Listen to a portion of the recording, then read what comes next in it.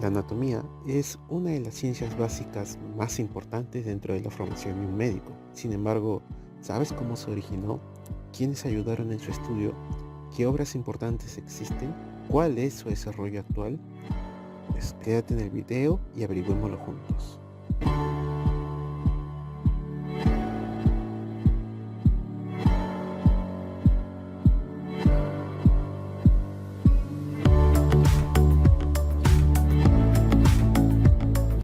Para hablar de la historia de la anatomía, primero tenemos que definir algunas cosas, como su etimología. La palabra anatomía viene de dos vocablos, del vocablo ana, que significa entre, y del vocablo temnos, que significa corte. Es por ello que, en base a su etimología, podemos decir que la anatomía es la rama de la medicina que se encarga del estudio de las estructuras que conforman el cuerpo humano y su funcionamiento integral. Es decir, es una rama que se encarga de describir cómo está compuesto el cuerpo humano en cuanto a sus músculos, sus nervios, sus arterias, sus venas, los órganos y vísceras que nosotros tenemos dentro de nuestro organismo. Y ahora, propiamente hablando de la historia de la anatomía, tenemos que tocar algunos pequeños puntos importantes o hitos. La historia de la anatomía comienza con las primeras representaciones humanas que podemos ver en las pinturas rupestres, en donde se mostraban escenas de caza, escenas donde se daba la impresión o la idea de batalla, en el cual ya se podía ver la noción del cuerpo que tenían estas personas de las nacientes civilizaciones. Ya de manera documentada, la anatomía tiene los primeros documentos o sus primeros papiros en la cultura egipcia, donde tenemos papiros y jeroglíficos con temas médicos que datan de 500 años antes de Cristo. Recordemos de que ellos tenían bastantes cultos en los cuales tenían procesos de momificaciones, tenían procesos curativos, etcétera. Ya adelantándonos un poco más en el tiempo, tenemos una importante ciudad dentro de la cultura griega, como es Alejandría, que para el año 300 antes de Cristo y hasta el siglo II después de Cristo fue una ciudad donde se fundó la primera escuela de anatomía conocida en el mundo antiguo. Resaltar acá el papel de Grecia dentro de la historia de la anatomía, como el papel de Hipócrates, que fue el padre de la medicina y fundador de la anatomía, creador del llamado juramento hipocrático, y Galeno, un médico griego, estudiante de medicina de la ciudad de Alejandría, considerado el primer anatomista influyente del mundo antiguo. Era un cirujano que trabajó con gladiadores y soldados y escribió diversos tratados de anatomía, fisiología, patología y alguno que otro terapéutica y farmacia. Avanzando un poco más en la historia, encontramos que en la Edad Media tenemos las primeras autopsias, que en un primer momento eran clandestinas por temor a alguna represalia en contra de esta práctica por la Iglesia Católica, que datan más o menos del siglo III.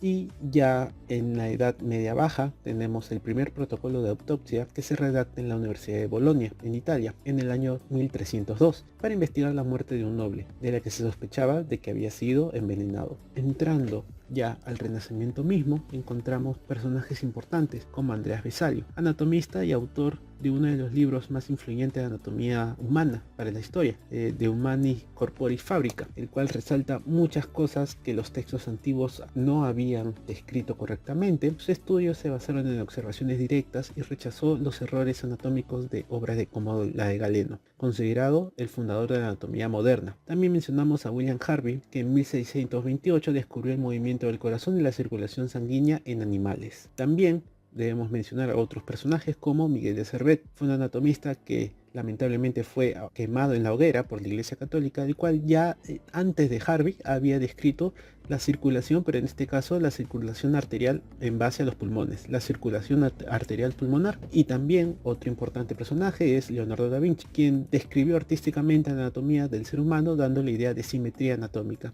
Y es muy común encontrar sus dibujos, como ustedes pueden ver, en los cuales daba una idea de simetría del cuerpo humano. Para eso también podemos ver al hombre de Vitruvio.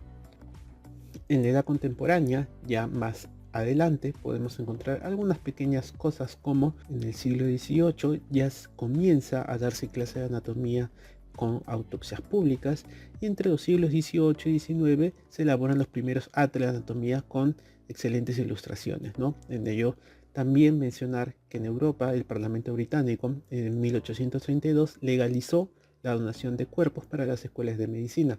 Y otro hito importante también de resaltar es que el estudio de la anatomía, y no solamente de la anatomía, sino los estudios de la medicina misma, fueron favorecidos con las nuevas técnicas para describir el cuerpo humano, como las radiografías, en las cuales tenemos la primera radiografía de 1895, que es la radiografía de una mano, en base a la cual nosotros también podemos saber de la anatomía de nuestro paciente sin necesidad de disecarlo. Es en esta etapa, mitad del siglo XIX e inicio del siglo XX, en donde encontramos a los grandes anatomistas que van a escribir los libros que muchos conocemos, como en este caso tenemos a Henri Rouvier, André Latrellet, que en colaboración con Leo Testut también fueron grandes personajes que dejaron muchas obras y muchos tratados de anatomía, al igual que en neuroanatomía, como el caso de Broca y de Charcot, quienes dejaron todo plasmado en sus obras. Si es que te interesa saber más de estos personajes, visita el blog anatómico del Testut en la página del Facebook, en la cual colgamos cada semana un pequeño aporte, una pequeña reseña de estos anatomistas.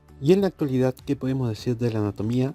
Si bien la disección sigue siendo la técnica predilecta para la enseñanza cadavérica, con el pasar de los años y el avance de la tecnología hemos podido perfeccionar el conocimiento ayudándonos de técnicas de imágenes como el caso de la neuroanatomía, además de utilizar mesas de disección virtual que nos dan una visualización completa del cuerpo humano a través de gráficas tridimensionales, e incluso se han desarrollado cuerpos sintéticos capaces de representar de forma fidedigna las diferentes estructuras macroscópicas anatómicas del cuerpo humano. Todo ello ha servido como un complemento adecuado a la enseñanza de la anatomía sin dejar de lado el cadáver, la disección cadavérica y las estructuras orgánicas reales. También hay que mencionar que a raíz de la sistematización y la divulgación científica de la cátedra, se han generado distintas sociedades científicas académicas en torno a la anatomía.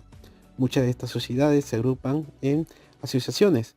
La más importante a nivel de Latinoamérica es la Asociación Panamericana de Anatomía, la cual reúne a distintos miembros catedráticos de anatomía de todo el continente y es reconocida por la IFAA, la Federación Internacional de Asociaciones y Anatomistas, fundada ya en 1903 y la cual incluye a todas las asociaciones de anatomistas del mundo entero. Justamente esta federación, en su 19º Congreso en Londres durante agosto del 2019, toma la decisión de celebrar el Día Internacional de la Anatomía, tomando como fecha el 15 de octubre de cada año, coincidiendo con el fallecimiento de Andreas Vesalio, padre de la anatomía moderna. Así que tenemos una fecha más para recordar en el calendario. Y bien, esto sería todo. No te olvides de visitar el blog anatómico del Testut, el canal de YouTube, en el cual iremos colgando video de manera paulatina y de las sugerencias que ustedes nos den, al igual que visiten nuestro Instagram, en el cual estaremos publicando más datos, estaremos publicando imágenes, resúmenes, animaciones de los videos de los cuales realizamos en el canal. Asimismo, recordarles que nos den manito arriba en la página del Facebook, y eso sería todo en esta ocasión. Síguenos en nuestras redes sociales y espera nuestro próximo video. Muchas gracias.